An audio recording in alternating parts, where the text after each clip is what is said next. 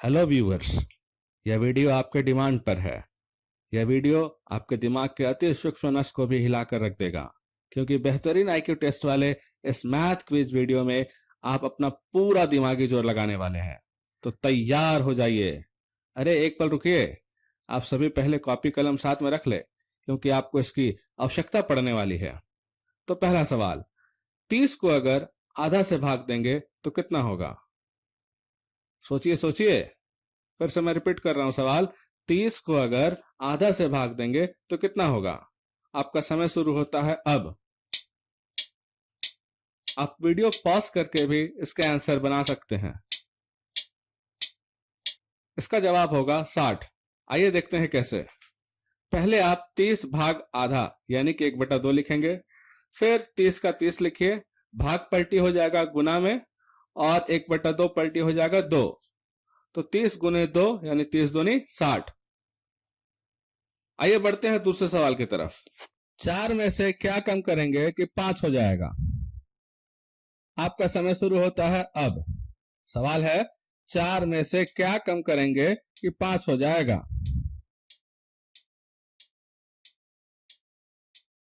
बच्चों इसका जवाब होगा आई। कैसे, आइए देखते हैं। 4 को रोमन में कहते हैं आई भी। तो अगर आई भी में से हम लोग आई को कम कर दें तो बचेगा भी यानी कि 5।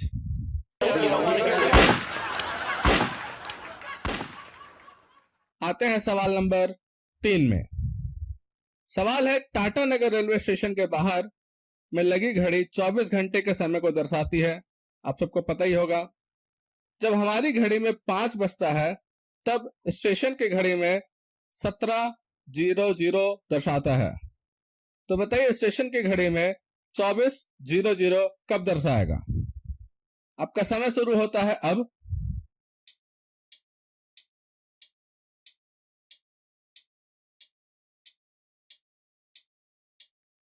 जवाब होगा कभी नहीं, क्योंकि स्टेशन की घड़ी में 23:59 के बाद वहां का समय पूरा 0000 हो जाता है। वहां 00 दर्शाएगा, ना कि 24 दर्शाएगा।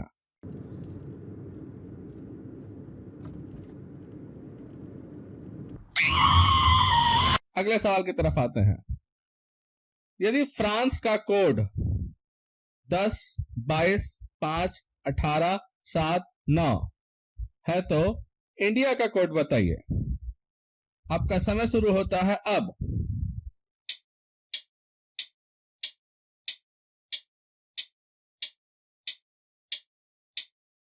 बच्चों इसका जवाब होगा 13, 18, 8, 13, 5। आइए जानते हैं कैसे। पहले हम इंग्लिश के अल्फाबेट्स को लाइन से लिख लेते हैं, ए से जेड तक। फिर इसे नंबरिंग करेंगे, लेकिन यहां ध्यान दीजिएगा नंबरिंग 1 से नहीं 5 से करेंगे, ताकि इस डिकोड हम लोग इसको कर सके। तो नंबरिंग करेंगे 5, 6, 7, 8 इस तरीके से पूरा जेड तक 30 नंबर तक जाएगा। तो आप फ्रांस में देखिएगा कि फ्रांस में कोड है 10, एफ का 10, आर का 22, ए का 5, एन का 18, सी का 7, ई का 9। उसी तरीके से सेम प्रोसेस से इंडिया का कोड हो जाएगा आई का 13, एन का 18, डी का 8, फिर आई का 13 और ए का 5। बच्चों अगले सवाल के लिए तैयार हो जाइए। एक वृत्त है जिसे 4 भागों में बांटा गया है। इसके केंद्र को ओ नाम दे देते हैं, और इसके जो चारों सिरे हैं उसे नाम ए, बी, सी, डी दे देते हैं।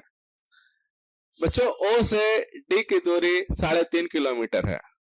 तो अगर एक व्यक्ति इसी वृत्त के किनारे किनारे से ए से डी की तरफ जाना चाहेगा तो उसे कुल कितनी दूरी तय करनी होगी? एक वृत्त है जिसे 4 भागों में बांटा गया है। इसके केंद्र को ओ नाम दे देते हैं, और इसके जो चारों सिरे हैं उसे नाम ए, बी, सी, डी दे देते हैं। बच्चों ओ से डी की दूरी 3.5 किलोमीटर है। तो अगर एक व्यक्ति इसी वृत्त के किनारे किनारे से ए से डी की तरफ जाना चाहेगा तो उसे कुल कितनी दूरी तय करनी होगी? आपका समय शुरू होता है अब।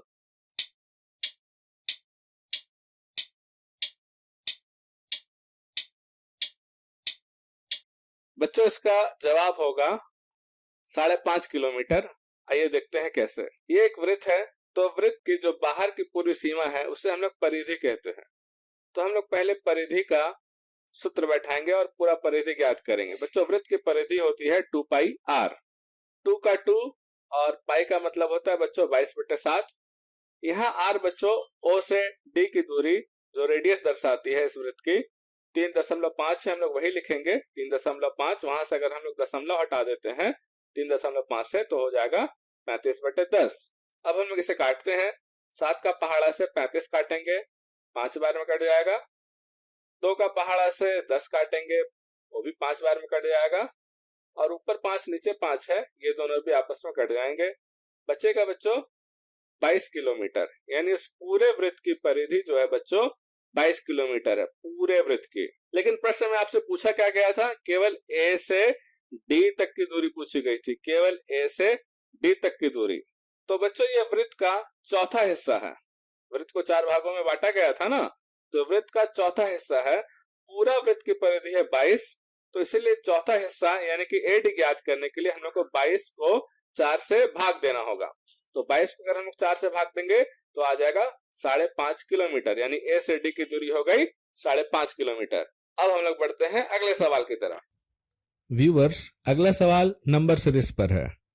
क्वेश्चन है 1, 2, 9, 64 फिर 625। इसके बाद अगला अंक क्या होगा? क्वेश्चन फिर से रिपीट कर रहा हूं बच्चों। क्वेश्चन है 1, 2, 9, 64, 625। अब आपको बताना है कि इसके बाद जो अगली संख्या आएगी वह कौन सी होगी। आपका समय शुरू होता है अब।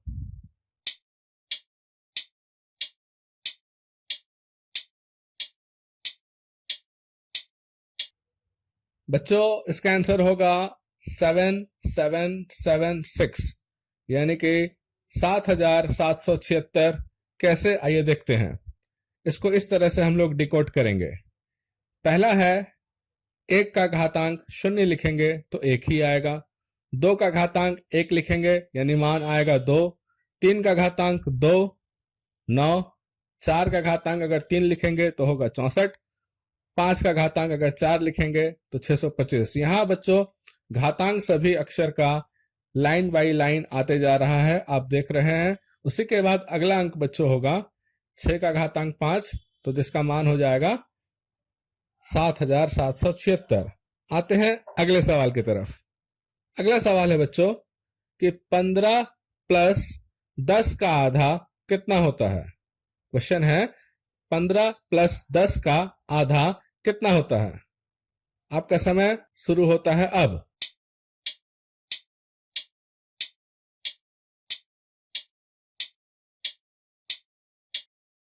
मुझे लगता है आप में से बहुत बच्चों ने इसका आंसर दिया है 12.5। क्या यह जवाब सही है? जी नहीं, इसका जवाब होगा 20। कैसे, आइए देखते हैं। तो बच्चों सबसे पहले लिखते हैं 15 प्लस 10, जैसा कि क्वेश्चन में लिखा था। फिर का मतलब बच्चों क्या होता है? गुना। आपको बताया गया था बोर्ड मास के नियम में ओ से ऑफ मतलब का, तो का मतलब होता है गुना। और आधा मतलब बच्चों 1/2, आधा यानी कि 1/2। तो अब इस सवाल को बोर्ड मास के नियम से हम लोग बनाएंगे बच्चों।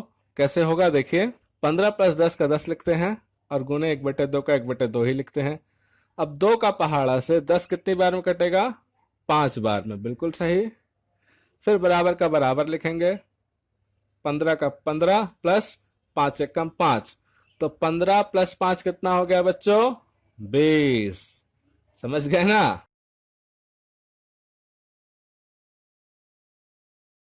तो व्यूअर्स, अब हम लोग आ गए हैं उस पड़ाव में जहां आपको थोड़ा और एक्स्ट्रा मेहनत करना पड़ेगा। आगे जो 2 सवाल दिए जा रहे हैं इसका जवाब आपको खुद से सॉल्व करना है। सवाल सॉल्व कर आप फटाफट कमेंट बॉक्स पर जाकर उसका आंसर लिखें। जो भी पहले 5 व्यूअर्स सही जवाब लिखेंगे उनका डिटेल्स SDAV के अगले कवर स्टोरी में मेंशन किया जाएगा। तो आपके लिए पहला सवाल है व्यूअर्स, इसमें आपको बताना है कि ए की वैल्यू कितनी होगी, साथ ही साथ Q, W, E, R की भी वैल्यू आपको बतानी है। इस सवाल को आप नोट कर लें। अगला सवाल लॉजिकल रीजनिंग पर है, इसे भी आप नोट कर लें। तो याद रखें, इन दोनों सवालों का जवाब फटाफट सॉल्व करके निकालें और कमेंट बॉक्स में फटाफट जाएं और लिखें, देखते हैं कितना दम है आप में।